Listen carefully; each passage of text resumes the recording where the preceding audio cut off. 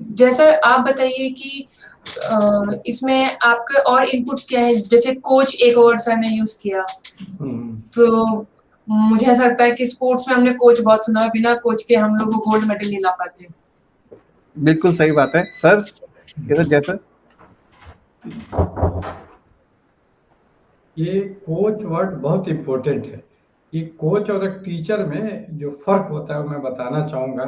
वही फर्क एक ट्रेडिशनल लर्निंग सेंटर यानी कॉलेज यूनिवर्सिटी और एक कोचिंग में फर्क होता है। कोचिंग कोच से ही बना है। तो कोच आपके ओवरऑल ज़रूरतों को, सपोज एक कोच है जो आर्चरी यानी तीरंदाजी सिखाता है, तो ना सिर्फ वो आपको टेक्निक सिखाएगा, वो आपको मनोवैज्ञानिक साइकोलॉजिकल रूप से भी ट्रेन करेगा कि कैसे कंसंट्रेशन बनाना है, तुमको कैसे। इसी तरह कोचिंग में न सिर्फ आपको सिलेबस बताया जाता है, कोर्स बताया जाता है, बल्कि उसको आप एग्जाम में कैसे लिखेंगे, और अगर ऑब्जेक्टिव क्वेश्चन है तो उसको कैसे टैकल करेंगे, और मेंस का एग्जाम है जिसमें सब्जेक्टिव क्वेश्चन आते हैं तो उसको कैसे टैकल करेंगे। पूरे ब्यौरे में ये कोचिंग आपको मदद करती है। इसलिए मैं कोचिंग का मैंने एक फुल फॉर्म बनाया है जो मैं आपको बताना चाहूंगा कि ये जो कोचिंग है या जो कोच है वो है career oriented articulation of candidates by intelligent nurturing of mind to get way to success.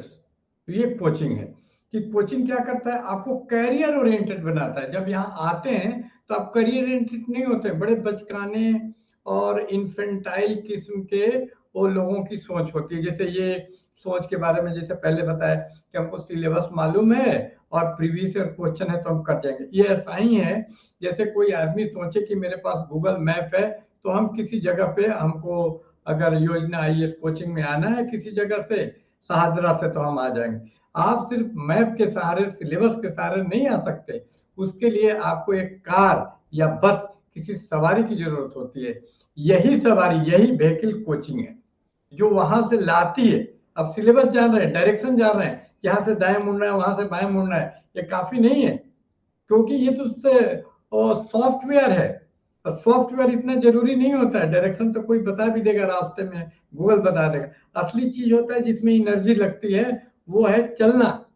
तो वो कोई पैर से चल के नहीं जा सकता इतनी लंबी दूरी, आपको मदद लेनी होती है, व्हीकल की, सवारी की, कार, बस या किसी की मदद लेनी होती है। तो कोचिंग उस बस का काम करता है जो उस जगह तक आपको ले जाता है, और ये आपको वो सहूलियत देता है कि आप वहां जाकर बैठ गए और फिर बाकी का coaching will take care of your journey, कि आपके आराम का ख्याल या वहां जो भी है आपको वहां पहुंचाने का, डेस्टिनेशन तक, मंजिल तक सिविल सर्विस पास कराने का जो जिम्मेदारी है वो ले लेता है। तो ये बहुत बड़े चिंता से आप मुक्त हो जाते हैं कि वो आपके बिहाफ में, इवन सिलेबस भी आप कब देखेंगे, जब आपको ये मालूम है कि हमको कौन सा ऑप्शनल लेना है, सारा सिलेबस है, लेकिन आपको हनुमान जी की तरफ मालूम ही नहीं है कि संजीवनी बूटी कहाँ पर है। तो पूरा पहाड़ हनुमान जी तो ले आए, लेकिन क्या एक कैंडिडेट ला सकता है? उसको तो pin point to the point focus तैयारी करनी होती है। तो ये फोकस तैयारी आपको कोचिंग ही करवा पाती है, क्योंकि आप क्या सब्जेक्ट लेंगे ये तक कंफ्यूज रहते हैं।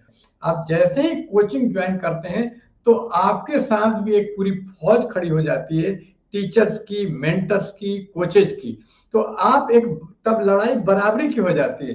लेकिन जब इस लड़ाई को आप अकेले लड़ने की सोचते हैं तो आप अभिमन्यु वाली बेवकूफी कर रहे होते हैं कि आप चक्रव्यूह में फंसेंगे ही, और ऐसे ही लोग चक्रव्यूह में फंस जाते हैं और 7 साल तक यूपीएससी देते रहते हैं और पास नहीं कर पाते।